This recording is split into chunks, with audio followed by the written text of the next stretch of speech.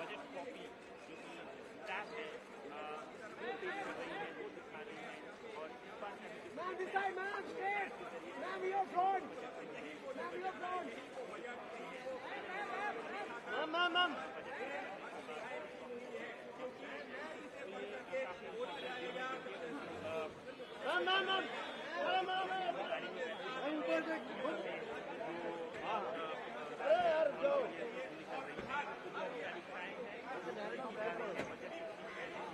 क्या बोल रहा था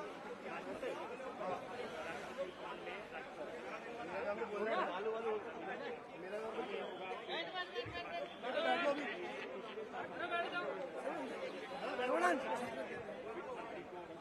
बहुत बहुत തീർച്ചയായിട്ടും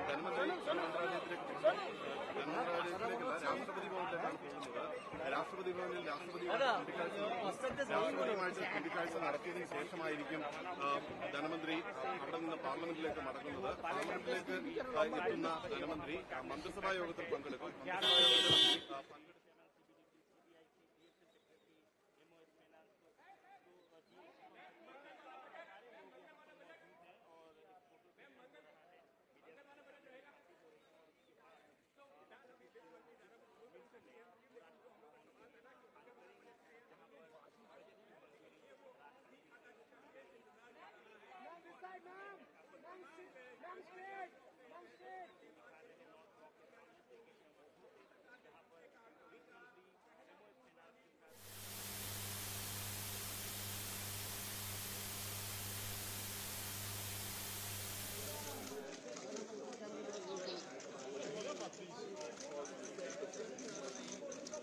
ma'am centre madam madam madam madam madam madam madam madam action ऊपर वाले मैडम मैडम यहीं पे मैडम यहीं पे यस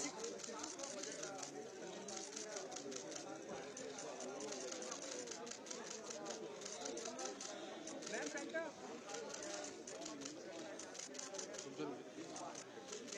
मैडम एक मिनट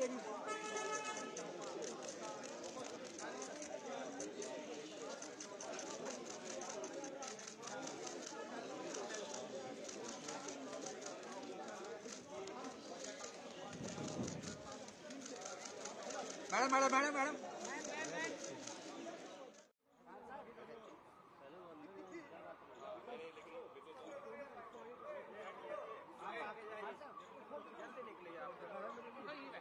भाई यही बैठ के आ गई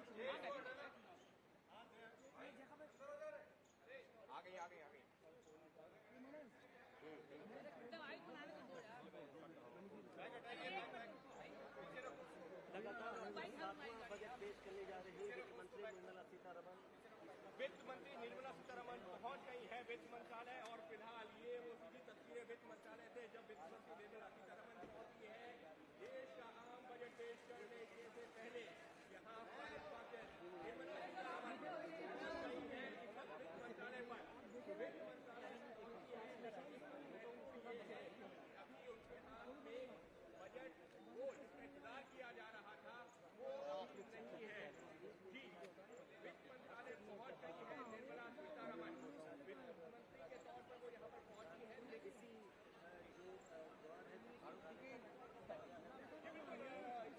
यहाँ पर वित्त मंत्री पहुंच चुकी है लेकिन महत्वपूर्ण क्या था उनके हाथ में वो ही खाता होता है वो नहीं था। क्यों? इसकी वजह यह है वो जो भाई खाता है वो वित्त मंत्रालय में मौजूद है और जहाँ पर तमाम अधिकारी रहे थे तो उन्होंने इस बात उन्होंने साफ कहा कि उनकी सरकार जो है कई तरह के प्रयास करेगी ताकि आम आदमी से देखिए वित्त मंत्री अब लॉस ब्लॉक से बाहर आ गई है। बजट की कॉपी लेकर के टैब में बजट पेश किया जाएगा। आप टीम के साथ बजट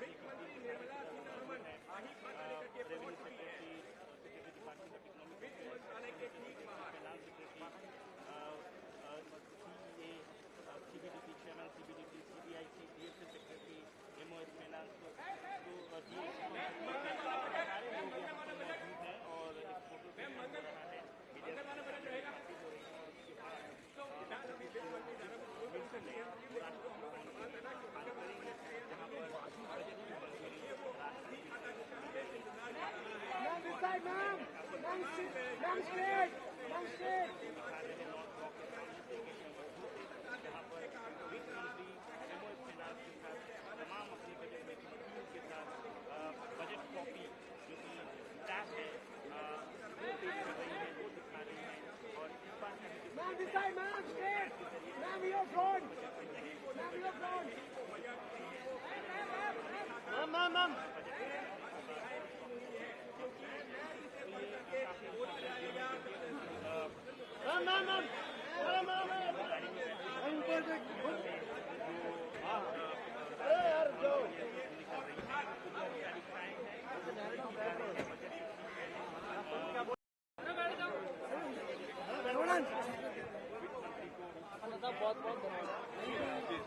ധനമന്ത്രാലയത്തിലേക്ക്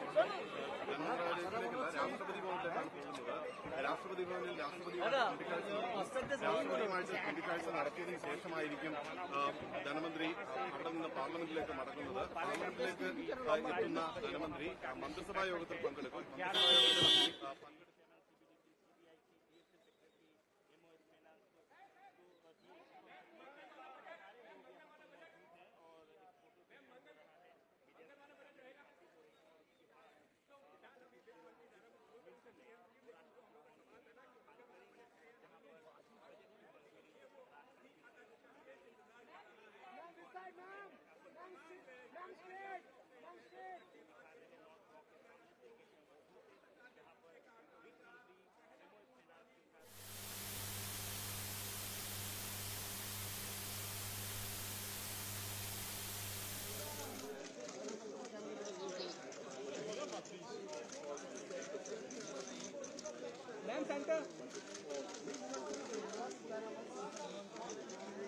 मैडम एक्शन ऊपर वाले मैडम यहीं पे मैडम यहीं पे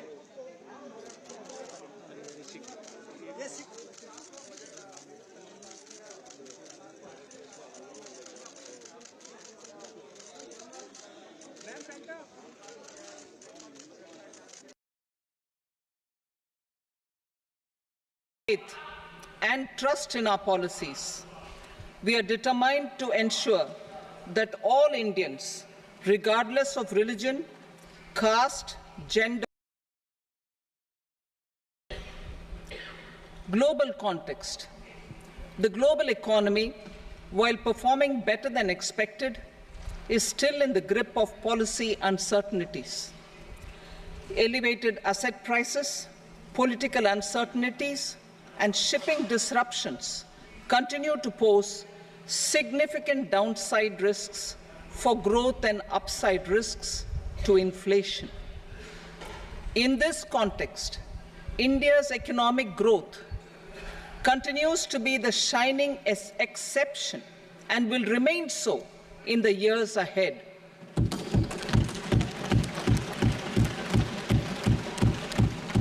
India's inflation continues to be low, stable, and moving towards the 4% target. Core inflation, that is non-food and non-fuel, currently is 3.1%. Steps are being taken to ensure supplies of perishable goods reach markets adequately. Interim budget. As mentioned in the interim budget, we need to focus on 4 major castes, namely the Garib, Mahilaye, Yuva, and Annadata, the poor, women, youth, and the farmer. For Annadata, we announced higher minimum support prices a month ago for all major crops, delivering on the promise of at least a 50% margin over costs. Pradhan Mantri Garib Kalyan Anna Yojana was extended for 5 years, benefiting more than 80 crore people. Administrative actions for approval and implementation of various schemes announced in the interim budget are well underway. The required allocations have been made. Budget theme. Turning attention to the full year and beyond in this budget, we particularly focus on employment, skilling, MSMEs, and the middle class. I am happy to announce the Prime Minister's package of 5 schemes and initiatives to facilitate employment, skilling, and other opportunities for 4.1 crore youth over a 5-year period,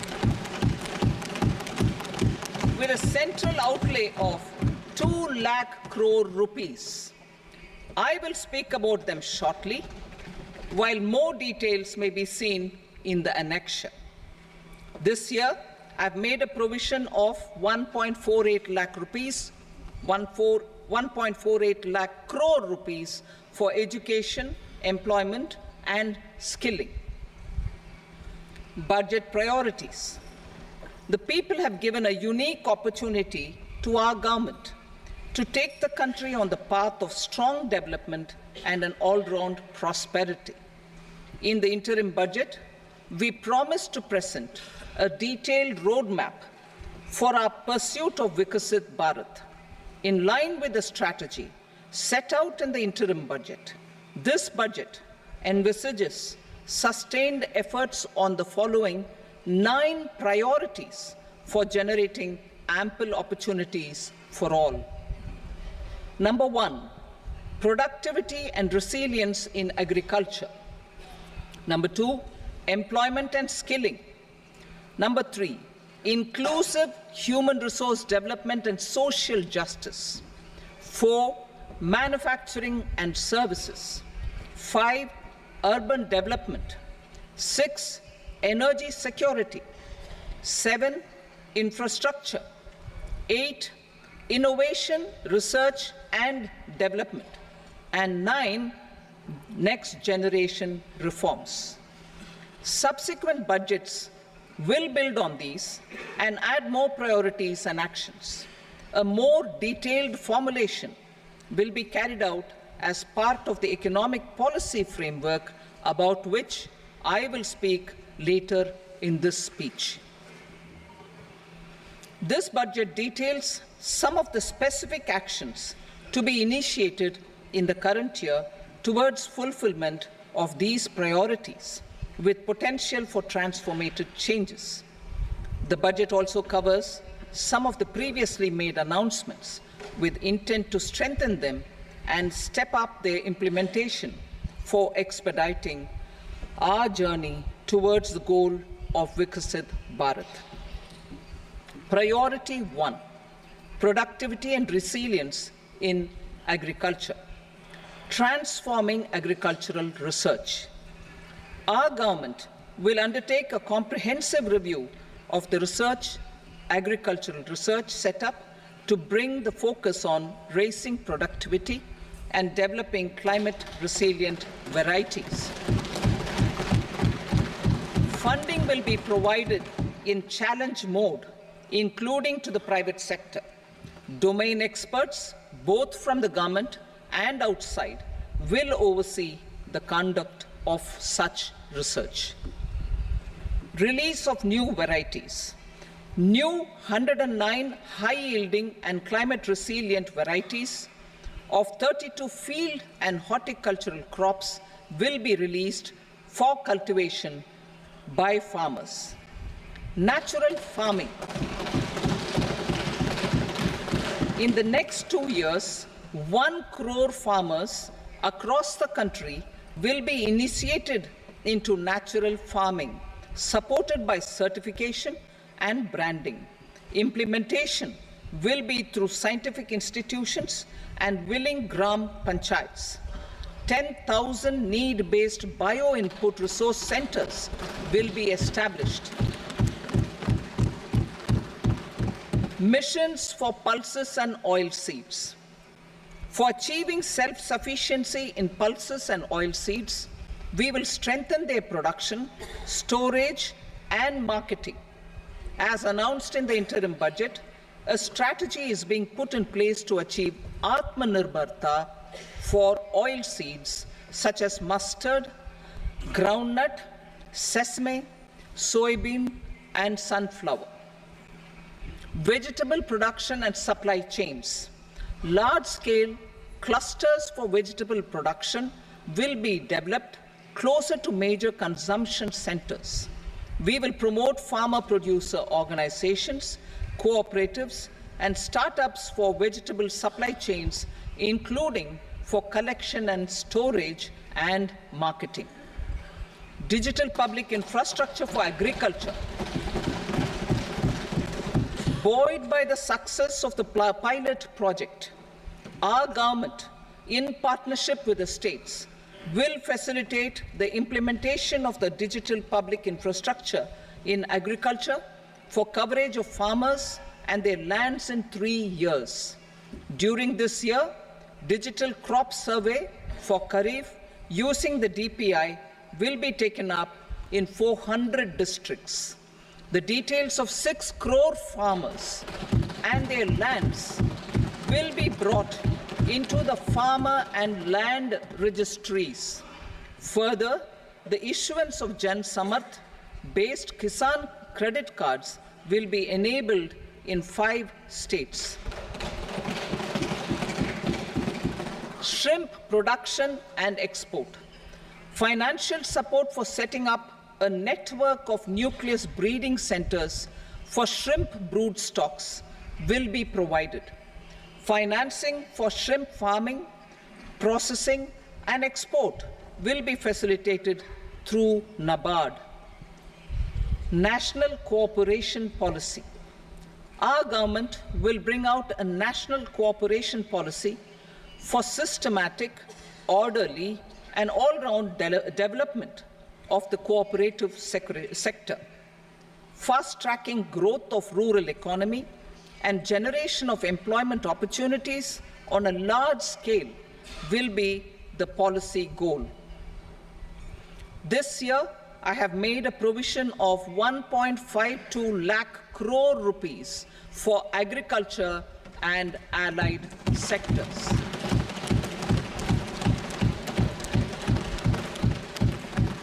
Priority 2, employment and skilling. Employment-linked incentive. Our government will implement following 3 schemes for employment-linked incentive as part of the Prime Minister's package. These will be based on enrollment in the EPFO and focus on recognition of first-time employees and support to employees and employers. Scheme A, first-timers. This scheme will provide 1 month wage to all persons newly entering the workforce in all formal sectors.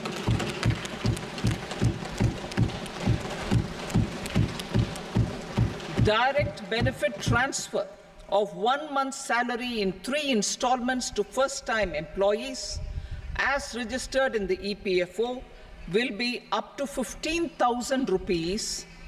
The eligibility limit will be a salary of 1 lakh per month. The scheme is expected to benefit 210 lakh youths.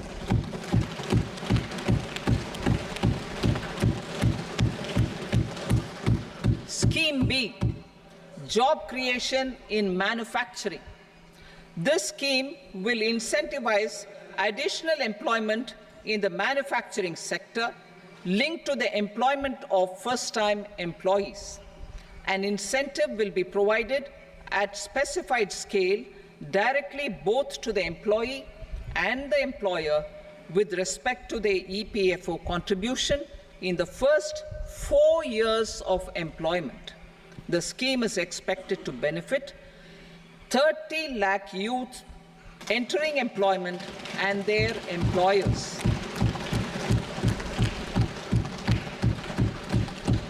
Scheme C, support to employers. This employer-focused scheme will cover additional employment in all sectors. All additional employment within a salary of 1 lakh rupee per month will be counted. The government will reimburse to employers up to 3,000 rupees per month for 2 years towards the EPFO contribution for each additional employee. The scheme is expected to incentivize additional employment of 50 lakh persons.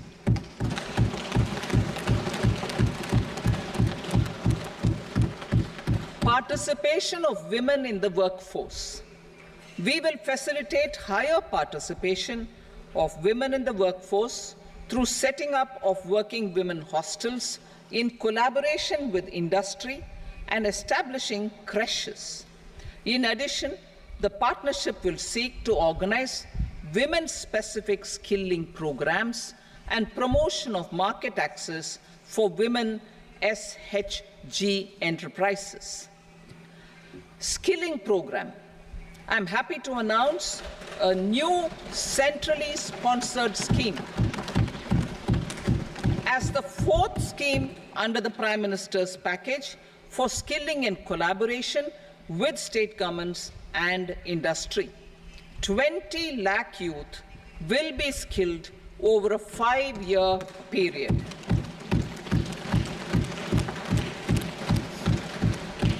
(1,000 industrial training institutes will be upgraded in hub and spoke arrangements with outcome orientation. Course content and design will be aligned to the skill needs of industry, and new courses will be introduced for emerging needs. Skilling loans. The model skill loan scheme will be revised to facilitate loans up to 7.5 lakh rupees with a guarantee from a government-promoted fund. This measure is expected to help 25,000 students every year.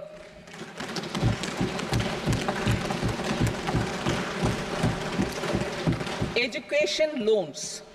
For helping our youth who have not been eligible for any benefit under government schemes and policies, I am happy to announce a financial support for loans up to 10 lakh rupees for higher education in domestic institutions.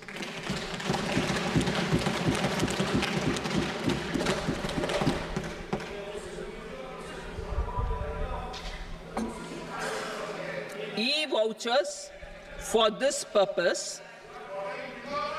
E-vouchers for this purpose will be given directly to 1 lakh students every year for annual interest subvention of 3% of the loan amount. Priority 3, inclusive human resource development and social justice. Saturation approach. Our government is committed to all-round, all-pervasive and all-inclusive development of people, particularly farmers, youth, women, and the poor. For achieving social justice comprehensively, the saturation approach of covering all eligible people through various programs, including those for education and health, will be adopted to empower them by improving their capabilities. Implementation of schemes meant for supporting economic activities by craftsmen, artisans, self-help groups, scheduled caste, scheduled tribe, and women entrepreneurs and street vendors such as the PM Vishwakarma, PM Swanidhi, National Livelihood Missions, and Stand Up India will be stepped up. Purvodaya. The states in the eastern part of the country are rich in endowments and have strong cultural traditions.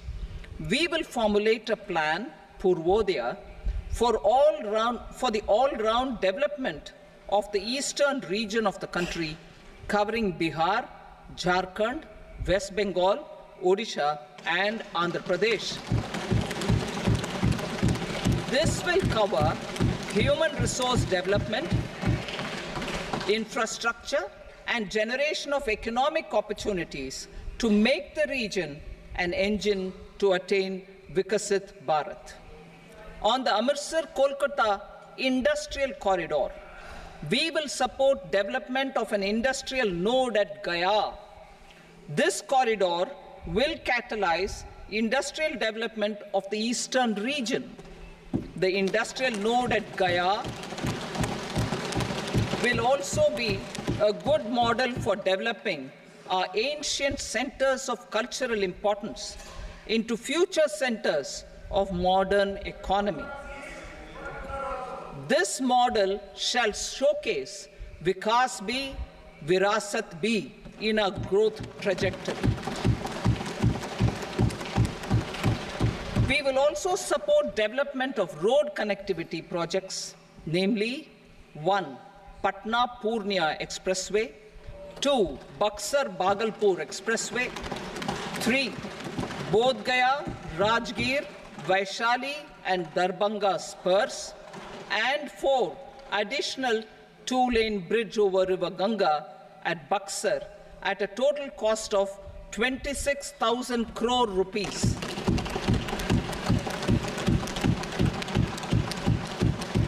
Power projects, including setting up of a new 2,400 megawatt power plant at Pir Painti, will be taken up at a cost of 21,400 crore rupees. New airports, medical colleges, and sports infrastructure in Bihar will be constructed. An additional allocation to support capital investments will be provided. The requests of Bihar government for external assistance from multilateral development banks will be expedited.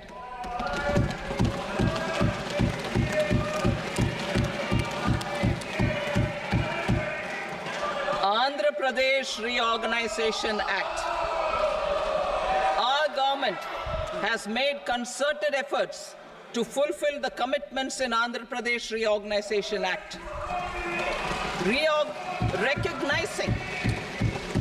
Recognizing the state's need for the capital, recognizing the state's need for a capital, we will facilitate special financial support through multilateral development agencies. In the current financial year, 15,000 crore rupees will be arranged with additional amounts in future years.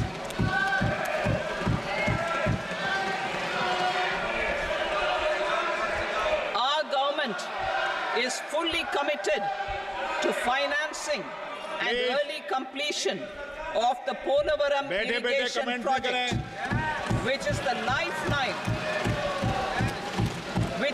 lifeline for Andhra Pradesh and its farmers. This will facilitate our country's food security as well. Under the Andhra Pradesh Reorganization Act, for promoting industrial development, funds will be provided for essential infrastructure such as water, power, railways, and roads in Kopparthi node on the Visakhapatnam-Chennai industrial corridor and Varavakal node on the Hyderabad-Bengaluru industrial corridor. An additional allocation will be provided this year towards capital investment for economic growth. Grants for backward regions of Rayalaseema, Prakasham, North Coastal Andhra, as stated in the Act, will be provided. PM Awas Yojana. 3 crore additional houses under the PM Awas Yojana in rural and urban areas in the country have been announced, for which the necessary allocations are being made. Women-led development. For promoting women-led development, the budget carries an allocation of more than 3 lakh crore for schemes benefiting women and girls. This signals our government's commitment for enhancing women's role in economic development. Pradhan Mantri Janjatiya Unnat Gram Abhiyan, for improving the socio-economic condition of tribal communities, we will launch the Pradhan Mantri Janjatiya Unnat Gram Abhiyan by adopting saturation coverage for tribal families in tribal majority villages and aspirational districts.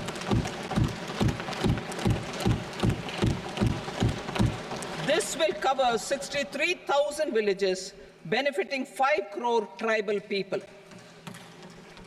Bank branches in northeastern region. More than 100 branches of India Post Payment Bank will be set up in the northeast region to expand the banking services. This year, I have made a provision of 2.66 lakh crore rupees for rural development, including rural infrastructure. Priority 4, manufacturing and services, support for promotion of MSMEs. This budget provides special attention to MSMEs and manufacturing, particularly labor-intensive manufacturing. We have formulated a package covering financing, regulatory changes, and technology support for MSMEs to help them grow and also compete globally, as mentioned in the interim budget. I am happy to announce the following specific measures. Credit guarantee scheme for MSMEs in the manufacturing sector. For facilitating term loans to MSMEs for purchase of machinery and equipment without collateral or third-party guarantee, a credit guarantee scheme will be introduced. The scheme will operate on pooling of credit risks of such MSMEs. A separately constituted self-financing guarantee fund will provide to each applicant guarantee cover up to 100 crore rupees, while the loan amount may be larger. The borrower will have to provide an upfront guarantee fee and an annual guarantee fee on the reducing loan balance. New assessment model for MSME credit. Public sector banks will build their own in-house capability to assess MSMEs for credit instead of relying on external assessment. They will also take a lead in developing or getting digital footprints of the MSMEs in the economy. This is expected to be a significant improvement over the traditional assessment of credit eligibility based only on asset or turnover criteria. That will also cover MSMEs without a formal accounting system. Credit support to MSMEs during stress period. I'm happy to announce a new mechanism for facilitating continuation of bank credit to MSMEs during their stress period while being in special mention account, SMA stage, for reasons beyond their control. MSMEs need credit to continue their business and to avoid getting into the NPA stage. Credit availability will be supported through a guarantee from a government-promoted fund. Mudra loans. The limit of Mudra loans will be enhanced to 20 lakh from the current 10 lakh for those entrepreneurs who have availed and successfully repaid previous loans under the Tarun category. Enhanced scope for mandatory onboarding in trades. For facilitating MSMEs to unlock their working capital by converting their trade receivables into cash, I propose to reduce the turnover threshold of buyers for mandatory onboarding on the trades platform from rupees 500 crore to 250 crore rupees. This measure will bring 22 more CPSCs and 7,000 more companies onto the platform. Medium enterprises will also be included in the scope of the suppliers. SIDBI branches in MSME clusters. SIDBI will open new branches to expand its reach to serve all major MSME clusters within 3 years and provide direct credit to them. With the opening of 24 such branches this year, the service coverage will expand to 168 out of 242 major clusters. MSME units for food irradiation, quality and safety testing. Financial support for setting up of 50 multi-product food irradiation units in the MSME sector will be provided. Setting up of 100 food quality and safety testing labs with NABL accreditation will be facilitated.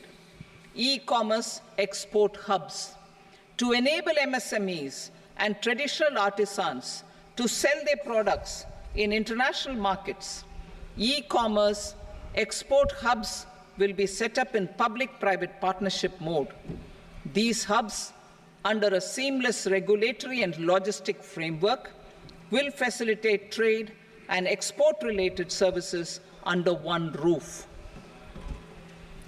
Measures for promotion of manufacturing and services. Internship in top companies. As the fifth scheme under Prime Minister's package, our government will launch a comprehensive scheme for providing internship opportunities in 500 top companies to 1 crore youth in 5 years. They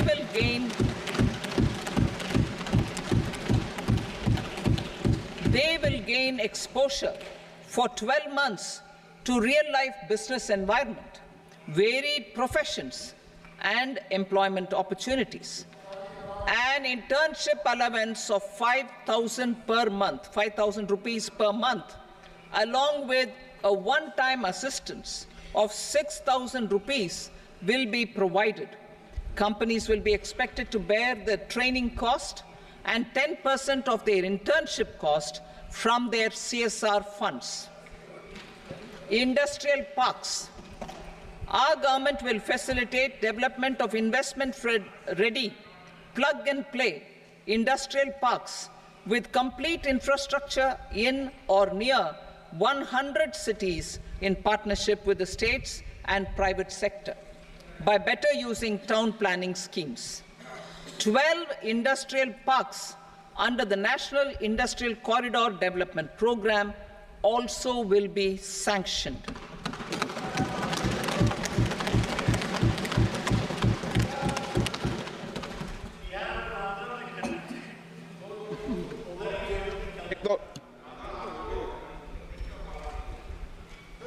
Veggie paper, no. Please, Petty.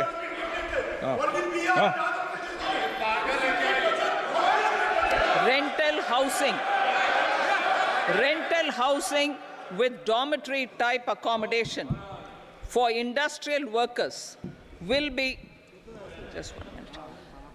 Rental housing, I repeat, rental housing with dormitory type accommodation for industrial workers will be facilitated in PPP mode with VGF support and commitment from anchor industries.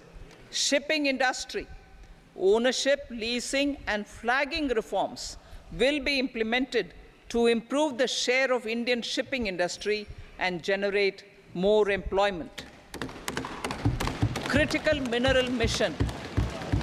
We will set up a critical mineral mission for domestic production, recycling of critical minerals, and overseas acquisition of critical mineral assets.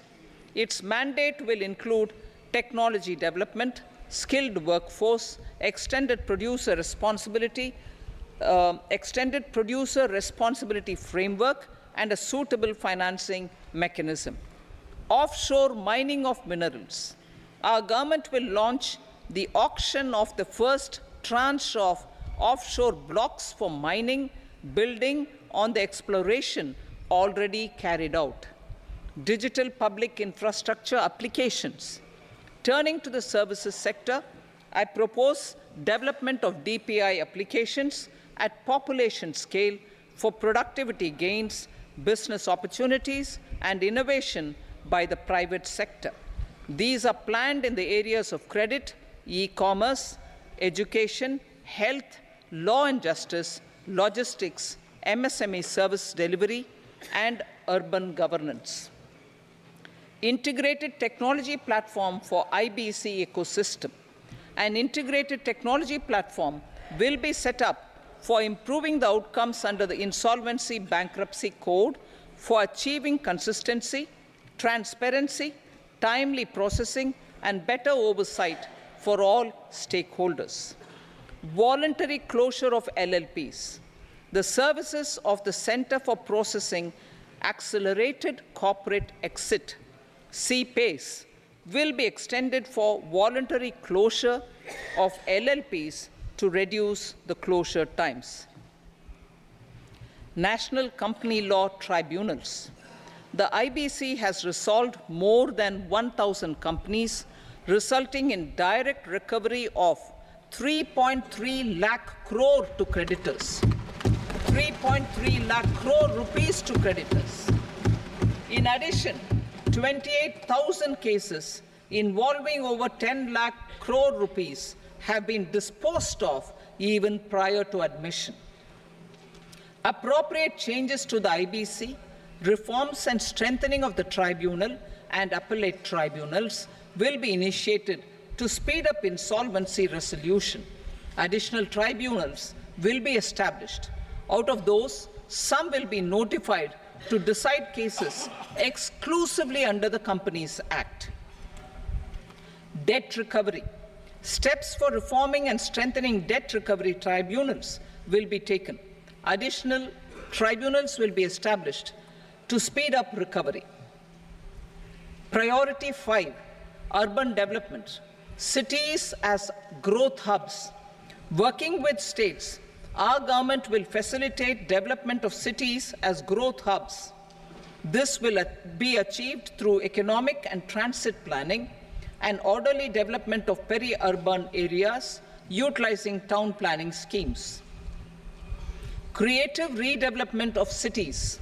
For creative brownfield redevelopment of existing cities with a transformative impact, our government will formulate a framework for enabling policies, market-based mechanisms, and regulation. Transit-oriented development. Transit-oriented development plans for 14 large cities with a population above 30 lakh will be formulated, along with an implementation and financing strategy. Urban housing.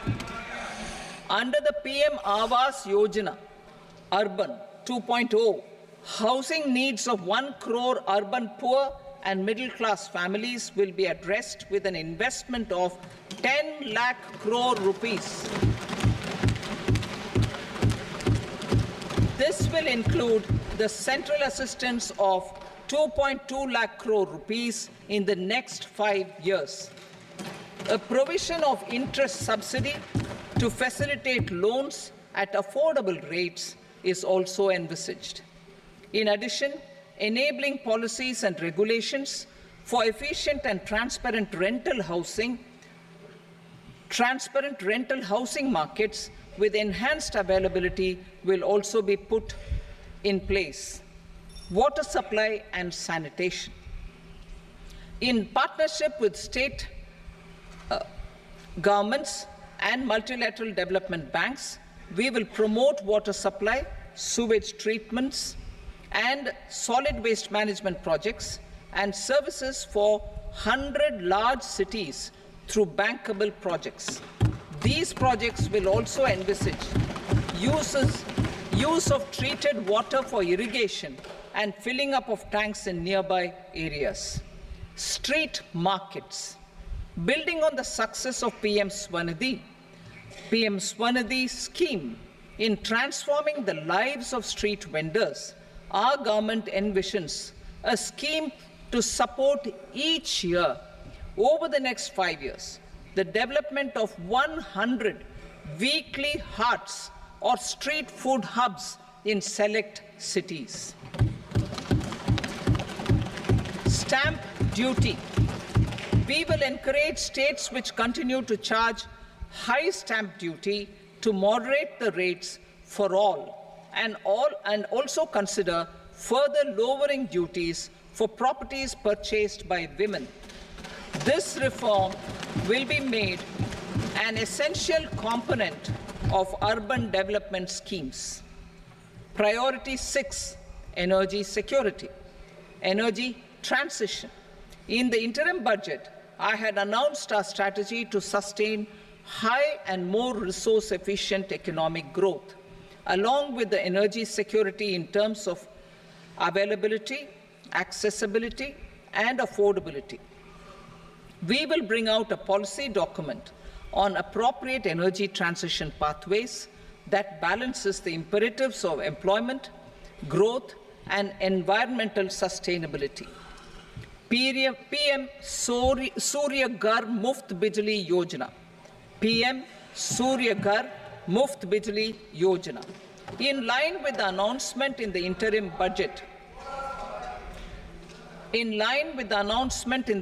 budget, PM Surya Ghar Muft Bijli Yojana has been launched to install rooftop solar plants to enable 1 crore households obtain free electricity up to 300 units every month. The scheme has generated remarkable response with more than 1.28 crore registrations and 14 lakh applications, and we will further encourage it. Pumped storage policy. A policy for promoting pumped storage projects will be brought out for electricity storage and facilitating smooth integration of the growing share of renewable energy with its variable and intermittent nature in the overall energy mix. Research and development of small and modular nuclear reactors. Nuclear energy is expected to form a very significant part of the energy mix for Vikasit Bharat. Towards that pursuit, our government will partner with the private sector for 1. Setting up Bharat Small Reactors, 2. Research and development of Bharat Small Modular Reactor, and 3. Research and development of newer technologies for nuclear energy. The R&D funding announced in the interim budget will be made available for this sector also. Advanced ultra supercritical thermal power plants. The development of indigenous technology for advanced ultra supercritical thermal power plants with much higher efficiency has been completed. A joint venture between NTPC and BHEL will set up a full-scale 800 megawatt commercial plant using AUSC technology. The government will provide the required fiscal support. Moving forward, development of indigenous capacity for the production of high-grade steel and other advanced metallurgy materials for these plants will result in strong spin-off benefits for the economy. Roadmap for hard-to-abate industries. A roadmap for moving the hard-to-abate industries from energy efficiency targets to emission targets will be formulated. Appropriate regulations for transition of these industries from the current perform, achieve, and trade mode to Indian carbon market mode will be put in place. Support to traditional micro and small industries. An investment-grade energy audit of traditional micro and small industries in 60 clusters, including brass and ceramic, will be facilitated. Financial support will be provided for shifting them to cleaner forms of energy and implementation of energy efficiency measures. The scheme will be replicated in another 100 clusters in the next phase. Priority 7, infrastructure investment by central government. Significant investment the central government has made over the years in building and improving infrastructure has had a strong multiplier effect on the economy. We will endeavour to maintain strong fiscal support for infrastructure over the next 5 years, in conjunction with imperatives of other priorities and fiscal consolidation. This year, I have provided 11,11,111 crore rupees for capital expenditure. This would be 3.4% of our GDP. Infrastructure investment by state governments. We will encourage states to provide support of similar scale for infrastructure, subject to their development priorities. A provision of 1.5 lakh crore rupees for long-term interest-free loans have been made this year, also to support the states in their resource allocation. Private investment in infrastructure. Investment in infrastructure by private sector will be promoted through viability gap funding and enabling policies and regulations. A market-based financing framework will be brought out. Pradhan Mantri Gram Sadak Yojana, Phase 4 of the PMGSY will be launched to provide all-weather connectivity to 25,000 rural habitations, which have become eligible in view of their population increase. Irrigation and flood mitigation. Bihar has frequently suffered from floods, many of them originating outside the country. Plans to build flood control structures in Nepal are yet to progress.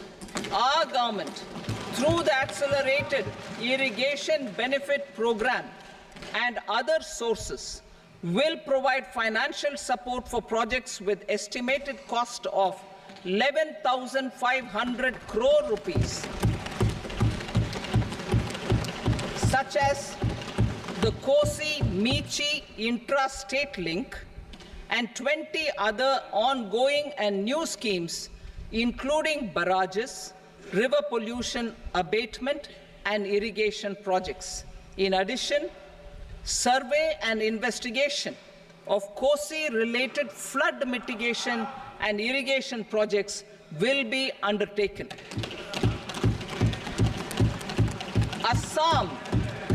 Assam grapples with floods every year by the Brahmaputra River and its tributaries originating outside India. We will provide assistance to Assam for flood management and related projects.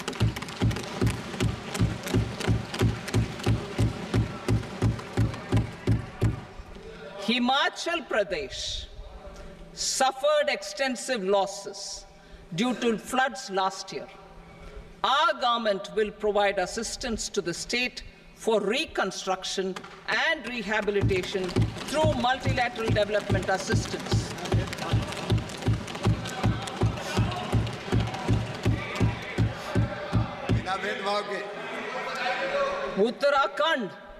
Uttarakhand too suffered losses due to cloudbursts and massive landslides. We will provide assistance to the state. Recently, Sikkim witnessed devastating flash floods and landslides that wreaked havoc across the state. Our government will provide assistance to the state.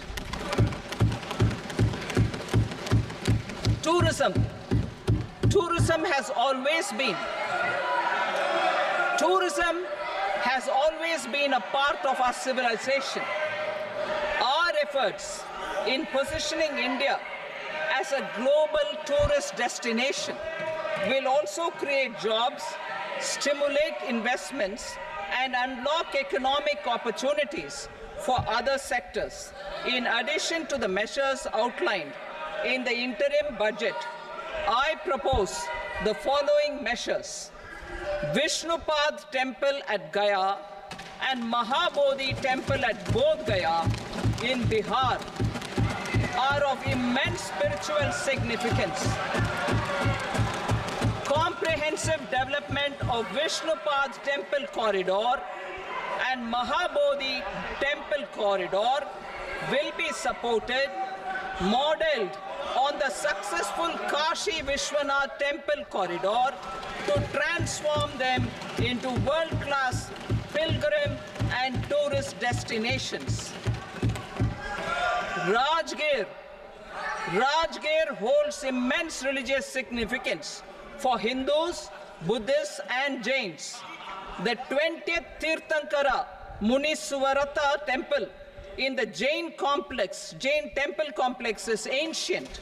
The Saptarishi, or the 7 hot springs, form a warm water Brahmkund that is sacred.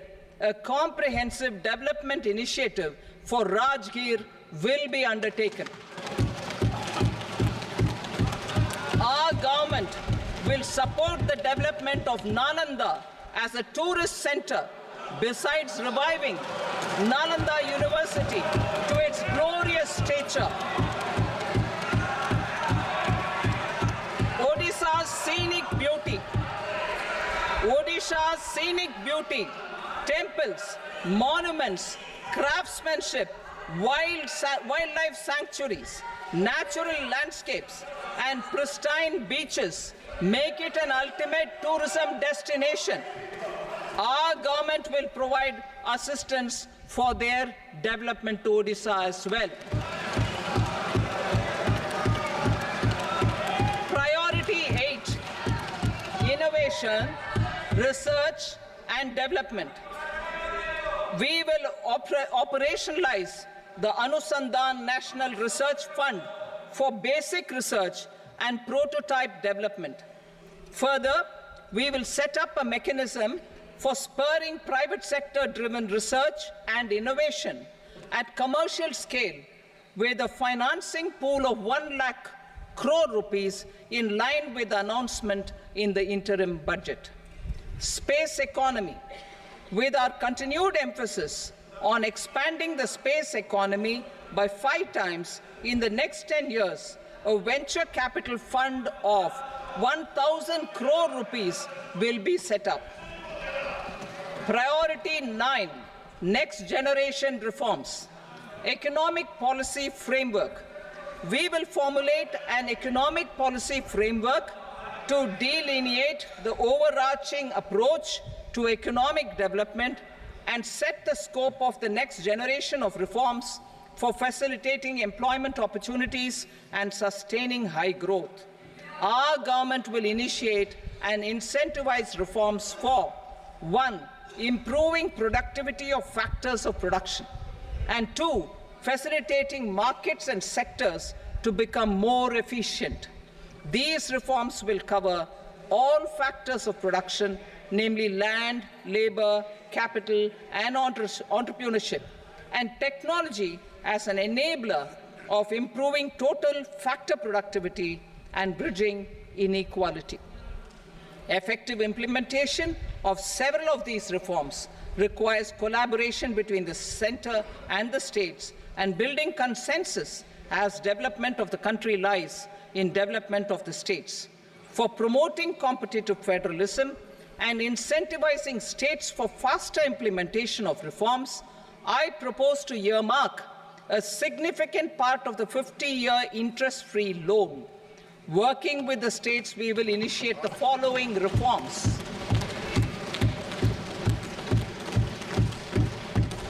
Land-related reforms and actions, both in the rural and urban areas, will cover land administration will cover 1. Land administration, planning and management, and 2. Urban planning usage and building bylaws. These will be incentivized for completion within the next 3 years through appropriate fiscal support. Rural land-related actions. Rural land-related actions will include 1. Assignment of unique land parcel identification number, UL PIN, or Bhu Aadhaar for all lands. 2. Digitization of cadastral maps. 3. Survey of subdivisions, survey of map subdivisions as per current ownership. 4. Establishment of land registry. And 5. Linking to the farmers registry. These actions will also facilitate credit flow and other agricultural services. Urban land-related actions. Land records in urban areas will be digitized with GIS mapping. An IT-based system for property record administration, updating, and tax administration will be established. These will also facilitate improving the financial position of urban local bodies. Labor-related reforms. Services to labor. Our government will facilitate the provision of a wide array of services to labor, including those for employment and skilling. A comprehensive integration of e-Shram portal with other portals will facilitate such one-stop solution. Open architecture databases for the rapidly changing labor market, skill requirements, and available job roles, and a mechanism to connect job aspirants with potential employers and skill providers will be covered in these services. Shram Suvidha and Samadhan portal. Shram Suvidha and Samadhan portal will be revamped to enhance ease of compliance for industry and trade. Capital and entrepreneurship related reforms, financial sector vision and strategy. For meeting financing needs of the economy, our government will bring out a financial sector vision and strategy document to prepare the sector in terms of size, capacity, and skills. This will set the agenda for the next 5 years and guide the work of the government, regulators, financial institutions, and market participants. Taxonomy for climate finance. We will develop taxonomy for climate finance for enhancing the availability of capital for climate adaptation and mitigation. This will support achievement of the country's climate commitments and green transition. Variable capital company structure. We will seek the required legislative approval for providing an efficient and flexible mode for financing leasing of aircrafts and ships and pooled funds of private equity through a variable company structure. Foreign direct investments and overseas investment. The rules and regulations for foreign direct investment and overseas investments will be simplified to 1. Facilitate foreign direct investments, 2. Nudge prioritization, and 3. Promote opportunities for using Indian rupee as a currency for overseas investment. NPS Vatsalya. NPS Vatsalya, a plan for contribution by parents and guardians for minors, will be started. On attaining the age of majority, the plan can be converted seamlessly into a normal NPS account. Use of technology. We have successfully used technology for improving productivity and bridging inequality in our economy during the past 10 years. Public investment in digital infrastructure and innovations by the private sector have helped in improving access of all citizens, particularly the common people, to market resources, education, health and services. We will step up adoption of technology towards digitalization of the economy. Ease of doing business. For enhancing ease of doing business, we are already working on the Jan Vishwas Bill 2.0. Further, states will be incentivized for implementation of the business reforms, action plans, and digitalization. Data and statistics. For improving data governance, collection, processing and management of data and statistics, different sectoral databases, including those established under the Digital India Mission, will be utilized with active use of technology tools. New pension scheme. The committee to review the NPS has made considerable progress in its work. I am happy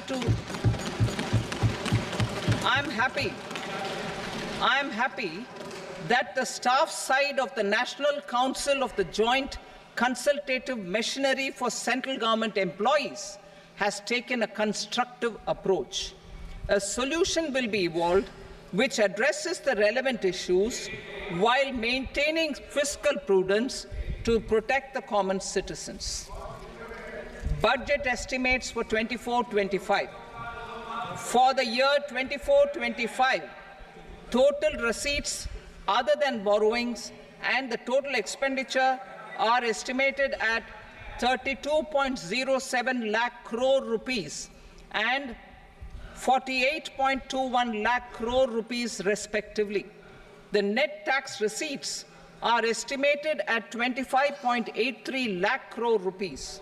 The fiscal deficit is estimated at 4.9% of the GDP. The gross and the net market borrowings through dated securities during 24-25 are estimated at 14.01 lakh crore rupees and 11.63 lakh crore rupees respectively. Both will be less than that in 23-24.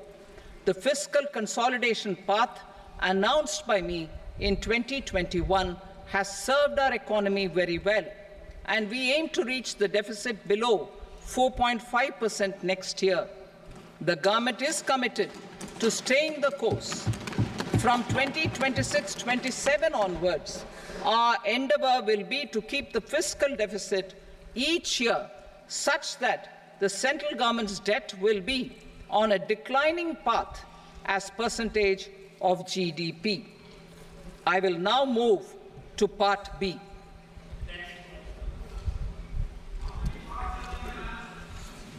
Indirect taxes. Sir, I start with GST.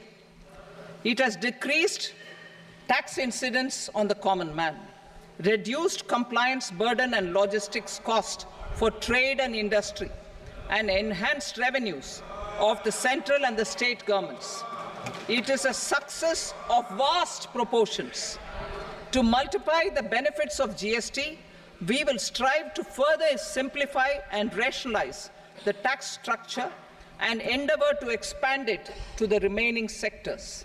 My proposals for customs duties intend to support domestic manufacturing, deepen local value addition, promote export competitiveness, and simplify taxation while keeping the interest of the general public and consumers surmount. In Budget 22-23, we reduced the number of customs duty rates. I propose to undertake a comprehensive review of the rate structure over the next 6 months to rationalize and simplify it for ease of trade, removal of duty inversion, and reduction of disputes. I shall now take up sector-specific customs duty proposals. Medicine and medical equipments. To provide relief to cancer patients, I propose to fully exempt 3 more medicines from customs duties.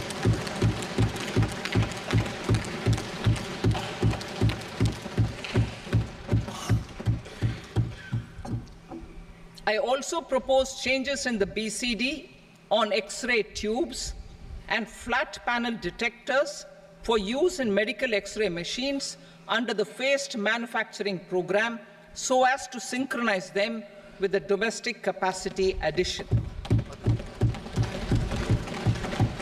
Mobile phone and related parts. With a threefold increase in domestic production and almost a 100-fold jump in exports of mobile phones over the last 6 years, the Indian mobile industry has matured. In the interest of consumers, I now propose to reduce the BCD on mobile phone, mobile PCBA, and mobile charger to 15%. Critical minerals. Minerals such as lithium, copper, cobalt, and rare earth elements are critical for sectors like nuclear energy, renewable energy, space, defense, telecommunications, and high-tech electronics. I propose to fully exempt customs duties on 25 critical minerals and reduce BCD on 2 of them. This will provide a major fillip to the processing and refining of such minerals and help secure their availability for these strategic and important sectors. Solar energy. Energy transition is critical in the fight against climate change. To support energy transition, I propose to expand the list of exempted capital goods for use in the manufacture of solar cells and panels in the country. Further, in view of sufficient domestic manufacturing capacity of solar gas, glass, and tinned copper interconnect, I propose not to extend the exemption of custom duties provided to them. Marine products. India's seafood exports in the last financial year touched an all-time high of more than 60,000 crores of rupees. Frozen shrimp accounted for about 2/3 of these exports. To enhance their competitiveness, I propose to reduce BCD on certain broodstock, polychaete worms, shrimp, and fish feed to 5%. I also propose to exempt customs duty on various inputs for manufacture of shrimp and fish feed. Leather and textile. Similarly, to enhance the competitiveness of exports in the leather and textile sectors, I propose to reduce BCD on real down-filling material from duck or goose. I am also making additions to the list of exempted goods for manufacture of leather and textile garments, footwear, and other leather articles for export. To rectify inversion in duty, I propose to reduce BCD subject to conditions on methylene diphenyl diisocyanate, MDI, for manufacture of spandex yarn from 7.5 to 5%. Furthermore, the export duty structure on raw hides, skin, and leather is proposed to be simplified and rationalized. Precious metals. To enhance domestic value addition in gold and precious metal jewelry in the country, I propose to reduce customs duties on gold and silver to 6% and that of platinum to 6.4%. Other metals. Steel and copper are important raw materials. To reduce their cost of production, I propose to remove the BCD on ferronickel and blister copper. I am also continuing with nil BCD on ferrous scrap and nickel cathode and concessional BCD of 2.5% on copper scrap. Electronics. To increase value addition in the domestic electronics industry, I propose to remove the BCD subject to conditions on oxygen-free copper for manufacture of resistors. I also propose to exempt certain parts for manufacture of connectors. Chemicals and petrochemicals.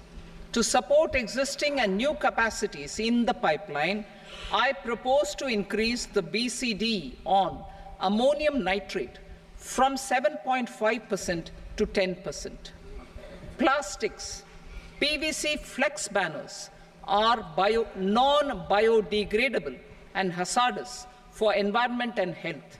To curb their imports, I propose to raise the BCD on them from 10 to 25%.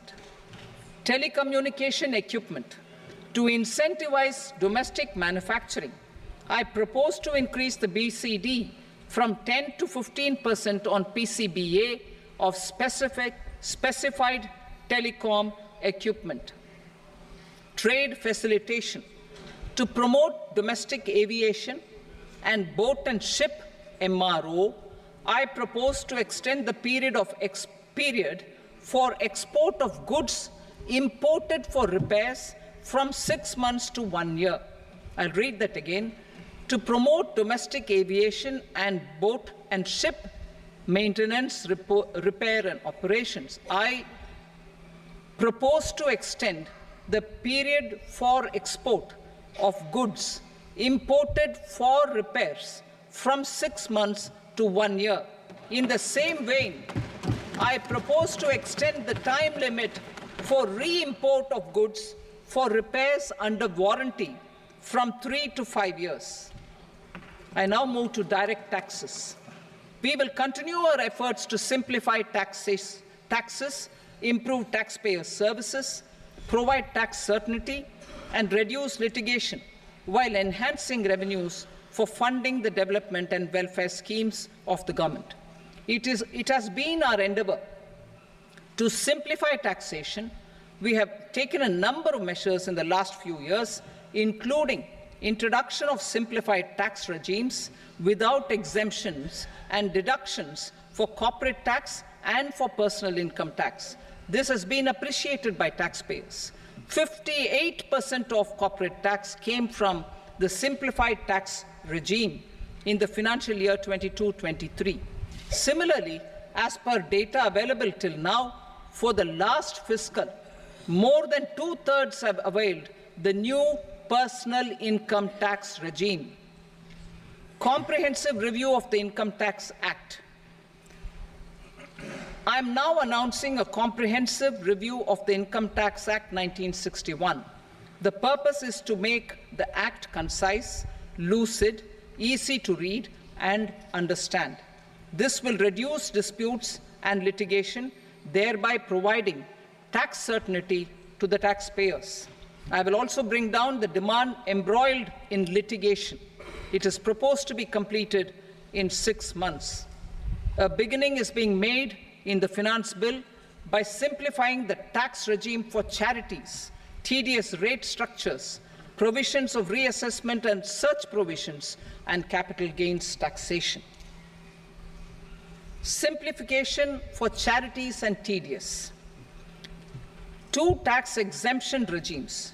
The two tax exemption regimes for charities are proposed to be merged into one. The 5% TDS rate on many payments is being merged into the 2% TDS rate, and the 20% TDS rate on repurchase of units by mutual funds or UTI is being withdrawn. TDS rate on e-commerce operators is proposed to be reduced from 1 to 0.1%. Moreover, credit of TCS is proposed to be given in the TDS to be deducted on salary. Further, I propose to decriminalize delay for payment of TDS up to the due date of filing statement for the same. I also plan to provide a standard operating procedure for TDS defaults and simplify and rationalize the compounding guidelines for such defaults. Simplification of reassessment. I propose to thoroughly simplify the provisions for reopening and reassessment. An assessment hereinafter can be reopened beyond 3 years from the end of the assessment year only if the escaped income is 50 lakh rupees or more, up to a maximum period of 5 years from the end of the assessment year. Even in such cases, a time limit of 6 years before the year of the search, as against the existing time limit of 10 years is being proposed. This will reduce tax uncertainty and disputes. Simplification and rationalization of capital gains. Capital gains taxation is also proposed to be hugely simplified. Short-term gains on certain financial assets shall henceforth attract a tax rate of 20%, while that on all other financial assets and all non-financial assets shall continue to attract the applicable tax rate. Long-term gains on all financial and non-financial assets, on the other hand, will attract a tax rate of 12.5%. For the benefit of the lower and the middle income classes, I propose to increase the limit of exemption of capital gains on certain financial assets to 1.25 lakh rupees per year. Listed financial assets held for more than a year will be classified as long-term, while unlisted financial assets and all non-financial assets will have to be held for at least 2 years to be classified as long-term. Unlisted bonds and debentures, debt mutual funds, and market-linked debentures, irrespective of holding period, however, will attract tax on capital gains at applicable rates. Taxpayer services.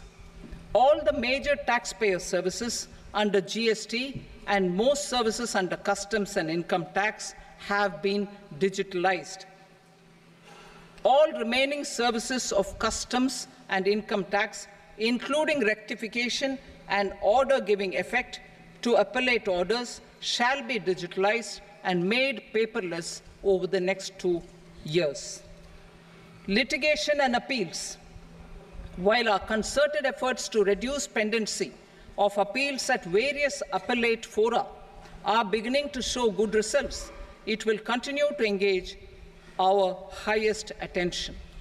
To dispose of the backlog of first appeals, I plan to deploy more officers to hear and decide such appeals, especially those with large tax effect. For resolution of certain income tax disputes pending an appeal, I am also proposing Vivad Se Vishwas Scheme 2024. Further, I propose to increase monetary limits for filing appeals related to direct taxes, excise, and service tax in the tax tribunals, high courts, and Supreme Court to 60 lakh rupees, 2 crore rupees, and 5 crore respectively, with a view to reduce litigation and provide certainty in international taxation. We will expand the scope of safe harbor rules and make them more attractive. We will also streamline the transfer pricing assessment procedure. Employment and investment. I have a few proposals to promote investment and foster employment. First of all, to bolster the Indian startup ecosystem, boost the entrepreneurial spirit, and to support innovation, I propose to abolish the so-called angel tax for all classes of investors. Second, there is tremendous potential for cruise tourism in India. To give a fillip to this employment-generating industry, I am proposing a simpler tax regime for foreign shipping companies operating domestic cruises in the country. Third, India is a world leader in the diamond cutting and polishing industry, which employs a large number of skilled workers. To further promote the development of this sector, we would provide for safe harbor rates for foreign mining companies selling raw diamonds in the country. Fourth, to attract foreign capital for our development needs, I propose to reduce the corporate tax rate on foreign companies from 40 to 35%. Deepening the tax base. I have a couple of proposals for deepening the tax base. First, security transaction tax on futures and options of securities is proposed to be increased to 0.02% and 0.1% respectively. Second, for reasons of equity, I propose to tax income received on buyback of shares in the hands of recipients. Other proposals: to improve social security benefits, deduction of expenditure by employers towards NPS is proposed to be increased from 10 to 14% of the employee's salary. Similarly, deduction of this expenditure up to 14% of salary from the income of employees in private sector, public sector banks and undertakings opting for the new tax regime is proposed to be provided. Indian professionals working in multinationals get ESOPs and invest in social security schemes and other movable assets abroad. Non-reporting of such small foreign assets has penal consequences under the Black Money Act. Such non-reporting of movable assets up to 20 lakh rupees is proposed to be depenalized. Other major proposals in the finance bill relate to withdrawal of equalization levy of 2%, expansion of tax benefits to certain funds and entities in IFSCs, and immunity from penalty and prosecution to Benamidar on full and true disclosure so as to improve conviction under the Benami Transaction Prohibition Act 1988. Personal income tax. Coming to personal income tax rates, I have two announcements to make for those opting for the new tax regime. First, the standard deduction for salaried employees is proposed to be increased from 50,000 to 75,000 rupees.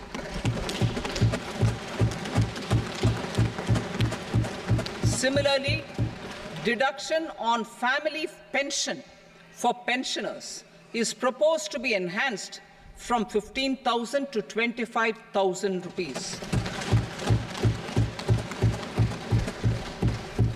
This will provide relief to about 4 crore salaried individuals and pensioners.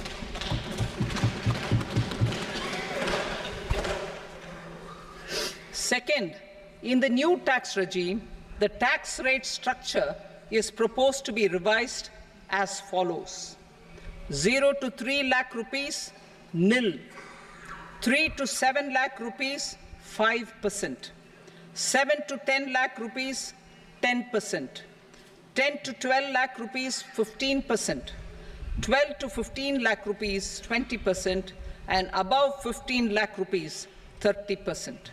As a result of these changes, a salaried employee in the new tax regime stands to save up to 17,500 rupees in income tax.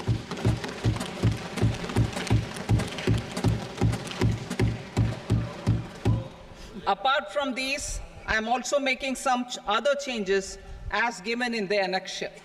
As a result of these proposals, revenue of about 37,000 crore, that is 29,000 crore in direct taxes and 8,000 crore in indirect taxes, will be foregone, while revenue of about 30,000 crore rupees will be additionally mobilized. Thus, the total revenue foregone is about 7,000 crores annually. Mr. Speaker, sir, with this, I commend the budget to this august House. Jai Hind.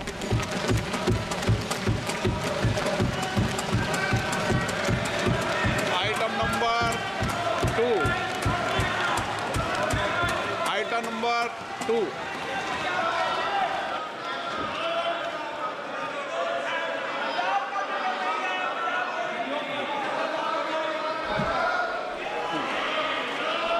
Sir, with your permission, I rise to lay on the table the following statements under Section 3 of the Fiscal Responsibility and Budget Management, FRBM Act 2003, Medium-Term Fiscal Policy cum Fiscal Policy Strategy Statement, and Macroeconomic Framework Statement.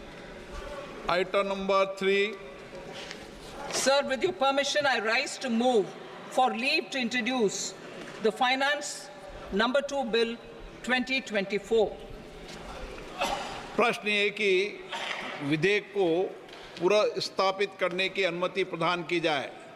जो सदस्य इसके पक्ष में हाँ कहें, जो सदस्य विरोध में ना कहें। मेरे विचार में निर्णय हाँ वालों के पक्ष व अनुमति प्रदान की जाती है।